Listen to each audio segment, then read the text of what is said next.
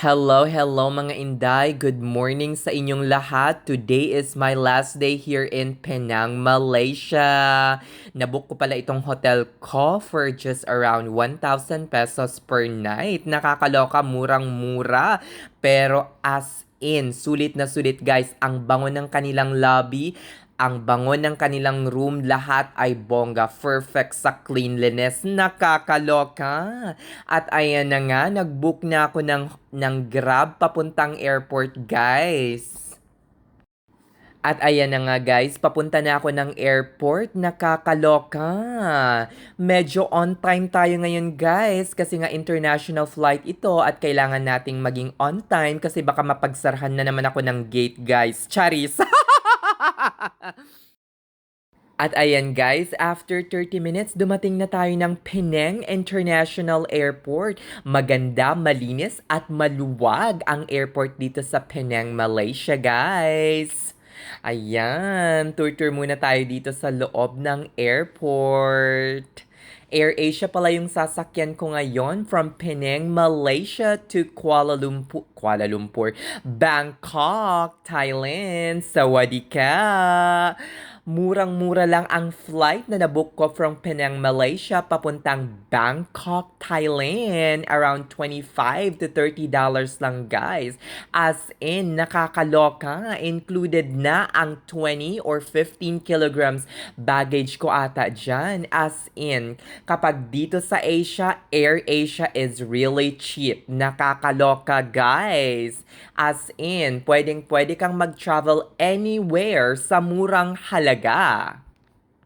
Ang nakakaloka lang dito sa AirAsia, guys, kailangan mo talagang mag-check-in at saka mag-print ng boarding pass mo on your own. Nakakaloka, guys. Kayod kalabaw, day. Hindi sila tutulong sa'yo. Kasi nga, mura na yung ticket. At ayan, guys, e-experience naman natin yung lounge dito sa Penang, Malaysia. Isa lang ang lounge na meron dito, guys, na pwede nating i-access. Ito yung Plaza Premium Lounge sa second floor. Malapit ata to sa A1 or A3 na gate. As in, aakyat ka pa pataas tapos dun sa second floor yung Plaza Premium Lounge. I-check muna natin yung CR guys kung maganda ba at malinis guys. Okay naman sa itsura. I mean, okay naman sa video kung makikita nyo, pero hindi siya kabanguhan. Okay na, medyo malinis, pero hindi siya mabango na CR. O, di ba? O, tingnan muna natin yung mga food, guys. In terms of food, guys, masarap naman ang kanilang mga hot meal at saka meron ding mga drinks na ino-offer sa Plaza Premium Lounge. Tasty naman yung mga food guys. Yun nga lang, konti lang yung mga option nyo.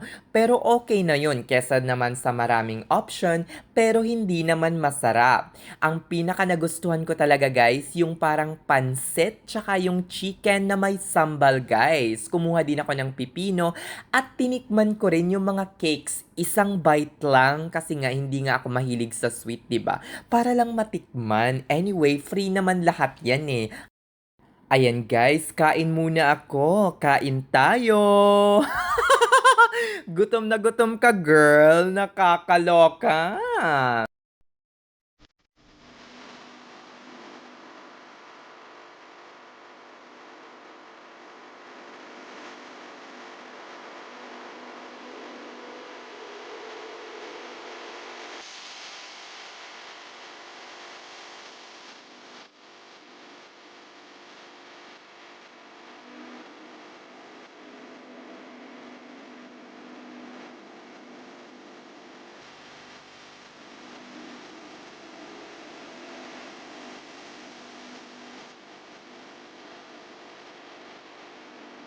Ayan mga inday. At dahil nga nag-enjoy ako ng sobra-sobra doon sa Plaza Premium Lounge ay hindi ko na malayan na boarding na pala ang AirAsia flight from Penang to Don Mueang. Don Mueang ba yun? Basta doon sa Thailand, yun na yun.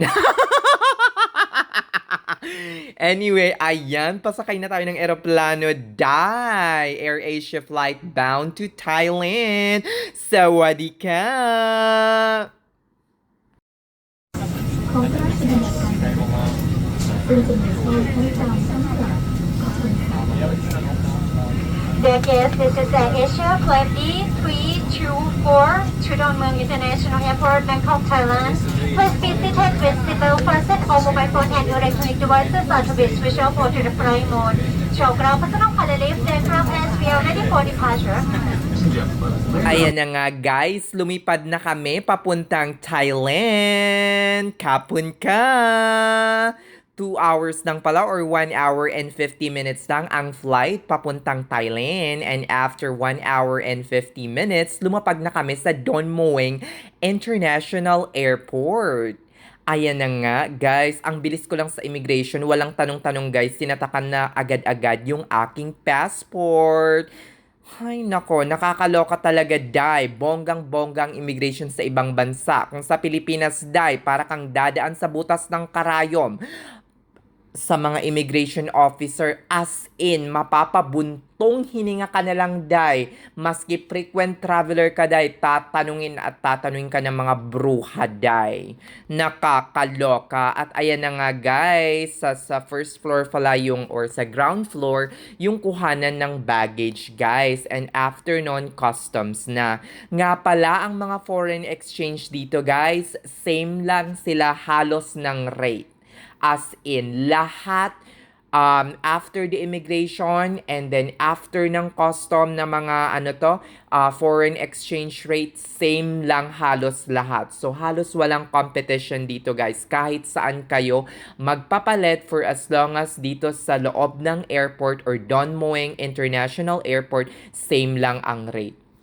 Kinuha ko na pala or pinick up ko na yung aking data SIM na nabook ko sa Klook for around $5, which is 8 or 15 gig for 8 days, guys. Ayan, guys, since nagtitipid ako, magbabas na lang po tayo papuntang MRT station. Ang ginastos ko para sa bus is just 30 baht. Then after that, bumaba na ako sa MRT station after around 20 or 25 minutes, guys. Mag-MRT tayo for today's video. At ayan na nga, bumaba na ako dito sa MRT station, dito sa Chatuchak. Chatuchak ata. Basta Chak-to-Chak, yun na yun. Ayan na nga, papunta na tayo ng MRT station at bibili lang ako ng ticket kasi nga hindi ko pwedeng gamitin yung aking rabbit card, guys. Kasi nga pang BTS lang daw yun. Akala ko pwedeng gamitin kasi meron pa akong store or card value doon sa my rabbit card. At ayan na nga, 33 baht lang papunta sa station malapit sa aking hotel, guys. Ayan na nga, nabili ko na yung, yung ticket ko. Papunta na ako sa platform 1, guys, kasi dyan, yung sasakyan or yan yung sasakyan kong train papunta sa station malapit sa aking hotel. At bago nga ako pumunta sa aking hotel para mag-check-in, bumili muna ako ng food, guys. Kasi gutom na ang lola nyo. Naglakad lang ako papuntang hotel from my MRT or train station. Kasi nga, malapit lang naman eh. Nagulat ako mga inday. Ngayon lang ako naka-experience, guys, na ang reception nasa 8th floor. Nakakaloka. Sa isang hotel, usually nasa first or second floor ang reception area. Naloka ako.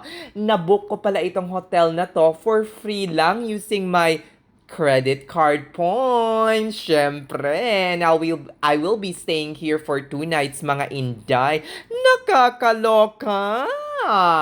Libreng-libre. Wala akong ginastos ni piso dito sa aking 2 nights hotel stay dito sa Mercure Hotel, Bangkok. Sawadee-kap! Ayan mga inday, nasa 12th floor pala ako. 1207 ang aking room. At ayan, pakita ko lang sa inyo yung room. Guys, pagod na ako mag-room tour mga inday. Nakakaloka. Baka sabihin nyo pa na room tour na lang tong si Kan, guys. O ayan, tingnan nyo na lang kung anong meron sa loob ng aking hotel. Nakakaloka. At pagod na magsalita ang inyong inday. Charis lang. Siyempre, hindi ako mapapagod ng kakagawa ng video para sa inyo, Charis.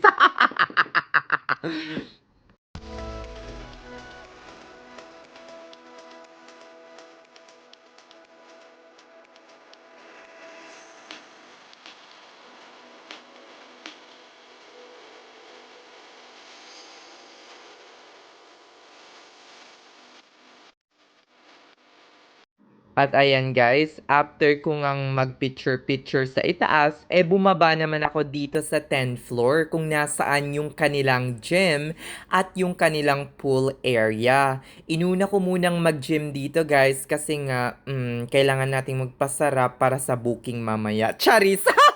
Ano ka girl? Pok-pok, nakakaloka. At ayan na nga, after kong mag-gym, chinek ko naman itong pool nila guys. Nakakaloka, ang ganda ng view dito. Hindi naman ako mahilig mag-swimming, pero ang intention ko lang talaga or purpose ko kaya ko chinek itong pool area is for the view. Nakakaloka, bukas magpipicture-picture talaga ako dito, day. As in, nagandahan ako sa view niya. Ayan mga inday, dito na nagtatapos ang aking vlog. See you on my next vlog. Babush na!